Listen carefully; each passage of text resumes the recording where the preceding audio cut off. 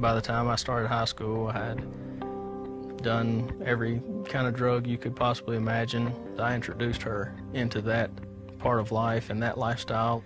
For about 2 years, we kind of got on a binge, and then I ended up getting pregnant after those 2 years. It wasn't like he got down on his knee and asked me to marry him.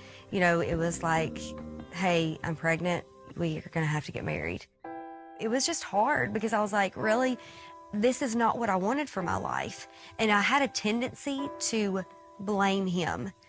I was very depressed, especially after our son was born. After our son was born, we had our little girl. I stayed at home with the kids, just kind of behind closed doors. One of those moms that is dealing with, you know, taking care of her kids by taking, you know, prescription drugs. It was not any type of marriage that you would want or anything that you'd want your kids to see. But at the time, I didn't know that she was on the pain pills the way that she was.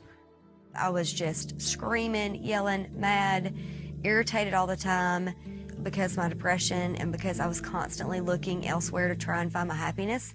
I began to have an affair with one of our friends, just a physical, emotional affair that, you know, brought me what I thought I was looking for. In the back of my mind, I knew that something else was going on. At that time, I began to have what you would call an emotional affair with another woman at a job. She would do her thing, I would do my thing, and we would come back home and basically just sleep underneath the same roof. She had threatened to leave and said that she wanted a divorce several times, and then when you see the papers and you realize that it's real and, you know, this is something that's fixing to happen, it was really hard. I didn't care. I didn't care if I lived or died. I didn't care what happened anymore. I started snorting Oxycontin, started doing coke again. I signed over custody to him, and I remember I left the lawyer's office and came home and got high. I lost my job, I lost the kids. I couldn't afford my apartment anymore. I had nothing. I was left with absolutely nothing.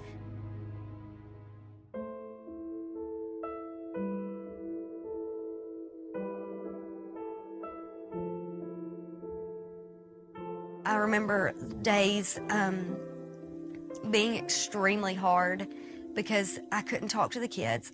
There would be times that I would be in so much physical pain because I missed them so much. But I had to relive every bit of what I had done to bring me to this point to get better. And just to have that opportunity for those, you know, months, just to lay everything down before him and say, this is what I bring to you. It's a big pile of just complete and utter destruction, and I need you to help me. I need you to save me from all this because I can't save myself. And it was ultimately God wanting a relationship with me and me having that relationship with him in order to be the person that he called me to be. It was every single thing that I needed, and it was Jesus, that he was the only thing that could fix everything that was going on in my life.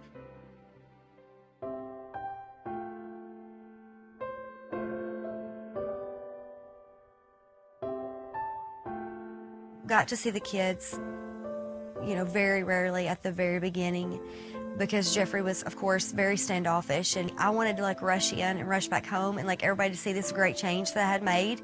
But ultimately it had to be a God thing, that he had to change their hearts to see me as a different person. I had started going back to church with my parents. The more we went and the more that I started praying, I asked for forgiveness for the things that I had done. And during that time, God opened my eyes and showed me that, you know, Christ died for me. You know, how am I still going to be bitter towards her? I started seeing the way the kids were with her and how she was with the kids, and started picturing, I guess, our family back together. Me and my sister and my mom were having dinner at the Cheesecake Factory for Mother's Day.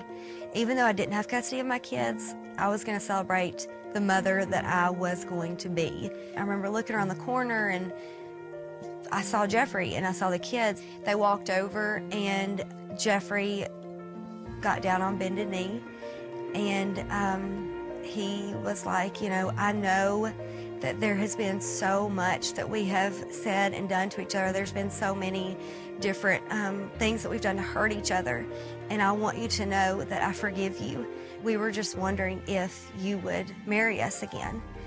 And just standing there watching my kids and how excited they were, and just thinking to myself, you know, this is Jesus. This is what Jesus does. Our marriage now compared to what it was before is like night and day. It wasn't overnight. It took a long time, but to know that he can restore anything, and we try our best to put him first, and so it's completely different. That if you feel hopeless in your marriage, get on your knees and seek the only one who can save any situation like this, because he wants more than anything to see marriages restored. He's Jesus. He's in the power of restoration. That's what he does. There's always hope because there's Jesus, and he's the answer.